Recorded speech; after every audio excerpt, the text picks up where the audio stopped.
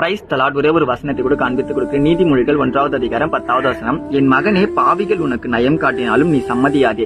இன்னைக்கு ஆண்டவர் நம்மளை பார்த்து சொல்ற காரியம் என்னன்னா, மகனே மகளே, இன்னைக்கு பாவம் செய்யறதுக்கான உனக்கு வாய்ப்பு வந்தாலும் பாவிகள் உங்களை பாவம் செய்யணும்னு சொன்னா கூட நீங்க பாவம் செய்யாதீங்க, நீங்க கண்ட்ரோலா இருங்க அப்படின்னு சொல்லி இன்னைக்கு ஆண்டவர் நம்மளை பார்த்து சொல்றாங்க. ஆனா நிறைய டைம் பாத்தீங்கன்னா நம்ம பாவம் செய்யக்கூடாதுன்னு நினைப்போம். ஆனா நம்மளுடைய உடல் ரீதியான சில எண்ணங்கள், ஆசைகள், சிந்தைகள்ல நம்ம அவுட் ஆயிட்டு நம்ம ஆட்டோமேட்டிக்கா பாவம் செஞ்சிருவாங்க. அதான் தாவீது சொல்றாரு, என் மீறுதல்களை நான் அறிந்திருக்கிறேன், என் பாவங்கள் எப்பொழுதும் எனக்கு முன்பாக நிற்கிறதுன்ட்டு. நான் பாவம் செய்யக்கூடாதுப்பா நினைக்கிறேன், ஆனா நான் என்ன பண்றது, நான் மனுஷன் தானே, என் சுயத்தினால என் சிந்தையில நான் அவுட் ஆயிடுறேன் அப்படின்னு சொல்லி தாவீது சொல்றாங்க. இன்னைக்கு நம்ம லைஃப்ல பாத்தீங்கன்னா நம்ம இது பண்ணா பாவம், இந்த இடத்துக்கு போனா பாவம், இந்த ஃப்ரெண்ட்ஸோட சுத்தினா பாவம், இந்த டிவில இது பார்த்தா பாவம், மொபைல் போன்ல இந்த வீடியோ பார்த்தா பாவம் நமக்கு தெரியுது.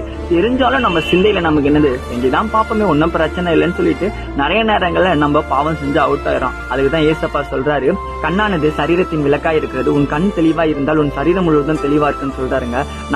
நம்ம கண்ணை கரெக்ட் பண்ணா நிச்சயமா நம்ம பாவத்தை நம்ம மேற்கொள்ள முடியும்னு சொல்லிட்டு இன்னைக்கு ஆண்டவர் சொல்றாருங்க. பாவம் செய்யாம வாழணுன்றதுக்காக முயற்சி எடுப்போம். இதை நீங்க விசுவாசிக்கிறீங்கன்னா ஒரு ஆமேன் போட்டுக்கோங்க. இதே போல ஆவிக்குரிய வசனங்களுக்கு என்ன ஃபாலோ பண்ணிக்கோங்க. God bless you. ஆமென்.